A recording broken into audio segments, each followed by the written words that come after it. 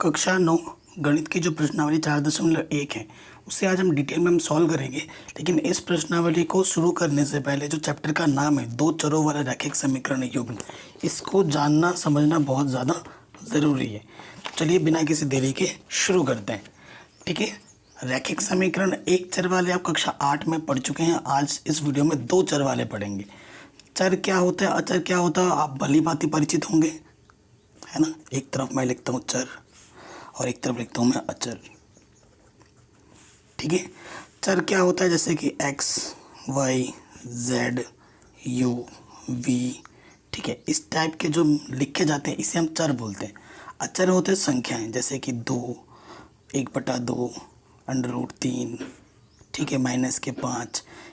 ठीक है, इस तरीके की संख्या जैसे 0.02, ऐसे कुछ भी संख्या है ये हमारे क्या हो जाएंगी, अचर। तो चर और अचर को मिलाकर ही रैखिक समीकरण बनता है। दो चर, कोई भी दो चर हो जाएंगे, जैसे कि x, y, कुछ भी। तो जो इसका व्यापक समीकरण होता है ना,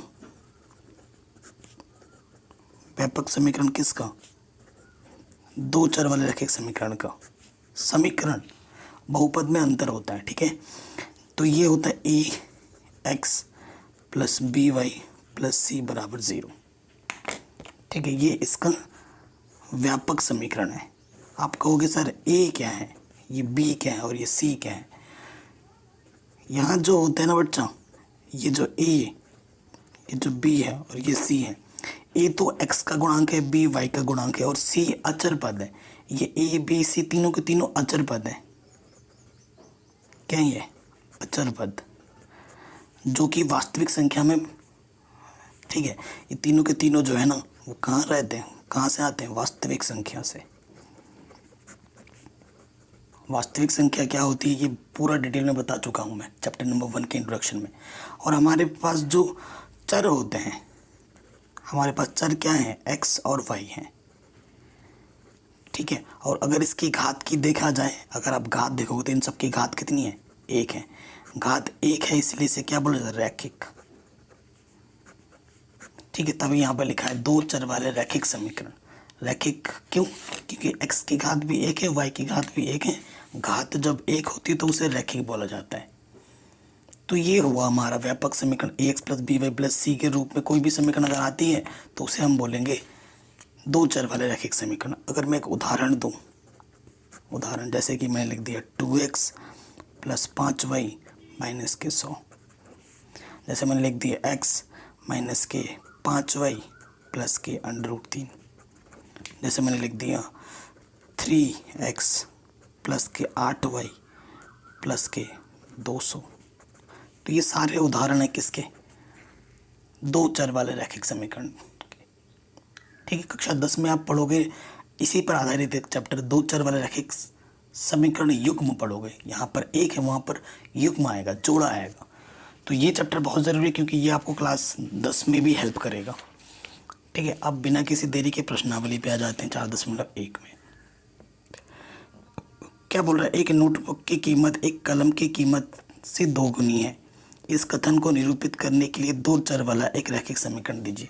इसमें हिंट दे रखा है, हिंट को गोली मारो, क्योंकि क्वेश्चन जब आपके एग्जाम में आएगा वहाँ पर कोई हिंट फिंट नहीं होगा, तो हिंट पे मत जाया करो आप। क्या बोला, क्वेश्चन को ढंग से पढ़ लिया, क्वेश्चन को एक नहीं 2 बार पढ़ो मैं तो कहूँगा, लेकिन जब तक क्लियर ना हो जाए तब तक छोड़ो नहीं। कह रहे एक नोटबुक की कीमत एक कलम की कीमत से दोगुनी है। नोटबुक समझते हैं ना, तो हमारे ये प्रश्नावली क्या है, प्रश्नावली है ये मेरा 4.1। ठीक है, क्वेश्चन नंबर हमारा है 1। एक तरफ हमारा क्या है बच्चा, एक तरफ हमारा है पेन, कलम बोल सकते हैं जिसे, और एक तरफ है नोटबुक। नोटबुक मतलब कॉपी किताब, है ना, कॉपी। कह रहे हैं एक नोटबुक की कीमत, एक नोटबुक की कीमत कलम की कीमत से दोगुनी है। कलम की कीमत से दोगुनी है। अगर ये 1 रुपये का है तो ये 2 रुपये का है, मैंने कहा मतलब, है ना। तो क्या लिखोगे, माना, माना कलम की कीमत x रुपये तथा नोटबुक की कीमत वाई रुपये, ये हमने मान लिया, कोई फ़र्क पड़ा नहीं पड़ा। अब आपको एक उदाहरण समझाता हूँ। देखो ये पता है मैं, ये राम है और ये श्याम है, इसको मैंने 2 रुपये दिया और इसको मैंने 6 रुपये दिए, तो 3 गुना बड़ा है इसके पास, है ना। राम और श्याम के पास, राम के पास 2 रुपये, श्याम के पास 6 रुपये, तो ये 3 गुना बड़ा है। तो देखो 3 गुना बड़ा, अगर मेरे को बराबर का चिन्ह लगाना है तो छोटे वाले में ये 3 गुना बड़ा था, छोटे वाले में 3 से जब गुणा कर दोगे 2 3 6, तब जाके दोनों तरफ बराबर आएगा ना, है ना। प्रश्नानुसार ये चीज़ मैंने आपको रफ में बताई। प्रश्नानुसार आप क्या लिखोगे आप बेटा? प्रश्न के अनुसार, प्रश्नानुसार क्या बोल रहा है कि जो नोटबुक की कीमत है वो कलम की कीमत से 2 गुनी है। नोटबुक की कीमत आपने क्या बोला है वाई, और कलम की कीमत को आपने बोला है एक्स, ये 2 गुना है। तो बराबर करने के लिए छोटे वाले में 2 से गुणा करना पड़ता, छोटा वाला ये है कलम, ठीक है। तो ये प्लस का इस तरह आके क्या हो जाएगा माइनस का, ये 0। ये 2 चर में आपको आंसर लाने के लिए बोला था, वो आपने ला दिया, यही आपको लिखना था। 2 चर वाला एक रैखिक समीकरण लिखिए, यह कहा गया 2 चर एक्स और वाई, आराम से हो गया। अब क्वेश्चन नंबर 2 तो बड़ा ही आसान है, बहुत ही आसान है। कह रहे निम्नलिखित रैखिक समीकरणों को a x plus b y plus c के रूप में लिखिए और प्रत्येक स्थिति में ए बी और सी के मान ज्ञात कीजिए। बहुत ही आसान क्वेश्चन है।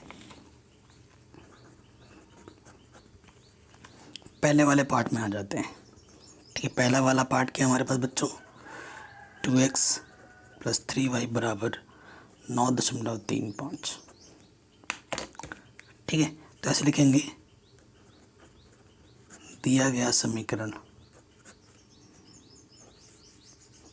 ठीक है, उसको ढंग से लिख लेंगे। 2x प्लस, कुछ भी इधर नहीं रखना है, इस तरफ 0 रखना है, दाएं तरफ। ये प्लस का इस तरफ आके क्या हो जाएगा माइनस का, इस तरफ क्या बचा 0, इसे आप समीकरण मान लो, ठीक है। आप यहाँ लिखो समीकरण 1 की तुलना a x plus b y plus c बराबर 0 से करने पर, ये लिखोगे। देखो ए की जगह पर क्या है, यहाँ पर 2 है, बी की जगह पर क्या है, यहाँ पर 3 है, चिन्ह भी देखना प्लस का है माइनस का, और सी की जगह पर क्या है माइनस का 9.35, ये आपका उत्तर आ गया, है ना। बड़ा आसान। किसी भी पॉइंट पे अगर कोई दिक्कत हो, दुविधा हो, तो आप वीडियो को एक बार दोबारा देख लेना। और आपको मैं बता दूं क्लास 10th की मैथमेटिक्स साइंस वगैरह भी पूरी हमारे चैनल पे कंप्लीट है, ठीक है। तो 10th में जब जाओगे तो भी आपको सारा कुछ यहाँ पर फ्री में मिल जाएगा। दूसरे प्रश्न पे आ जाओ, इम्पोर्टेंट है, ठीक है। अब थोड़ा डायरेक्ट करेंगे, है ना। जैसे पूरा वहाँ पर लिख रहे थे ना, वैसे तो कैसे लिखने एग्जाम में पता चल गया। अब देखो यहाँ पे लॉस ऑफ क्या आ जाएगा 5, ठीक है। 5 लॉस ऑफ आ गए, इसके बट्टे में कुछ नहीं तो 1 ले लो, इसके बट्टे में कुछ नहीं तो 1 ले लो। 1 पंजे 5, 5x, 5 1 कम 5, 1 को y से गुणा करोगे y, 1 पंजे 5, 5 दाई 50, इसके बट्टे में कुछ नहीं तो 1 ले लो, तिरछे गुणा करोगे, 0 गुणा 5 0, किसी भी संख्या को 1 से गुणा करते हैं वही आ जाता है, 5 गुणा 0 0, ये आ गया हमारा समीकरण, ठीक है। वही समीकरण 1 की तुलना a x plus b y plus c से करने पर ऐसे लिख दोगे। और यहाँ देखिए डायरेक्ट कर रहे हैं ना, ए की प्लस पे क्या है 5, बी की प्लस पे वाई का गुणांक कुछ नहीं है तो माइनस का 1, और सी की प्लस पे क्या है माइनस के 50, प्लेस मतलब जगह। कोई दिक्कत परेशानी नहीं हुई होगी, है ना। पहले वाले में पूरा डिटेल में लिखा था, ऐसे ही आपको डिटेल में लिखना है हर एक क्वेश्चन में, ठीक है। अब मैं तो फटाफट कर दे रहा हूँ। थर्ड वाले पे आ जाएंगे, ये है माइनस के 2x प्लस 3y बराबर 6, प्लस के 6 इधर आके क्या हो जाएगा माइनस के 6, ठीक है। ये समीकरण आ गया।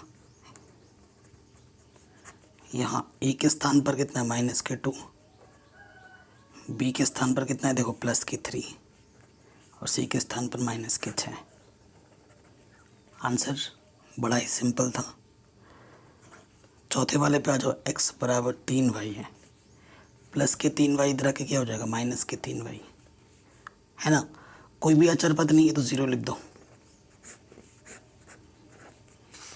तो यहाँ ए के स्थान पर x का गुणांक 1, b के स्थान पर -3 और c हमारा क्या है 0।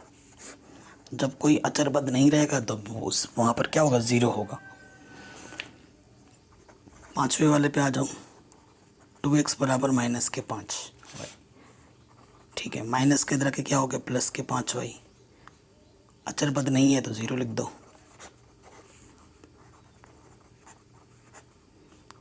ए के स्थान पर 2 है, बी के स्थान पर 5 है और सी के स्थान पर 0। ठीक है, आराम से बन गया 5वां पार्ट। छठे पार्ट पे आ जाऊँ। 3x + 2 बराबर 0 है ये। ठीक है, 3x y का पद नहीं है तो 0 गुणा y लिख दो।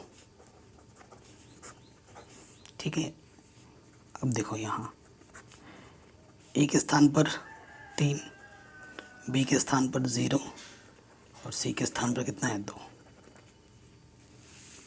ठीक है, फिर 7वें पे आ जाऊँ। y - 2, x का पद है नहीं तो 0 गुणा x, बाकी वैसे का वैसा। देखो यहाँ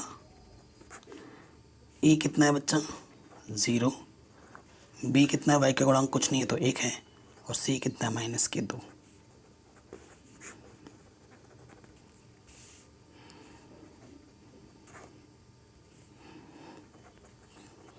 पाँच बराबर 2x है तो +5 उधर आके क्या हो जाएगा -5। कुछ बचा ही नहीं इस तरफ तो 0। x से y का पद ही नहीं तो 0 गुणा y कर देंगे और -5 पहले से ही है। ठीक है, यहाँ ए के स्थान पर कितना है 2, बी के स्थान पर 0 और सी के स्थान पर -5। आंसर आराम से बन गया ये क्वेश्चन हमारा। तो इस तरीके से हमारी ये जो प्रश्न नंबर 4.1 है वो से हमने डिटेल में सॉल्व कर लिया है। 4.2 भी हम कर लेंगे इसका जो दूसरा पार्ट है। ठीक है, सो आशा करता हूँ ये आपको समझ में ज़रूर आया होगा। अगर ऐसा है तो वीडियो को ज़रूर लाइक करें, प्लीज़ सब्सक्राइब करें जो कि फ्री है। अपना प्यार और सपोर्ट ज़रूर दें। नोटिफिकेशन बेल को प्रेस करें तभी आपको पता चलेगा, जैसे मैं वीडियो डालूंगा आपको नोटिफिकेशन मिल जाएगी।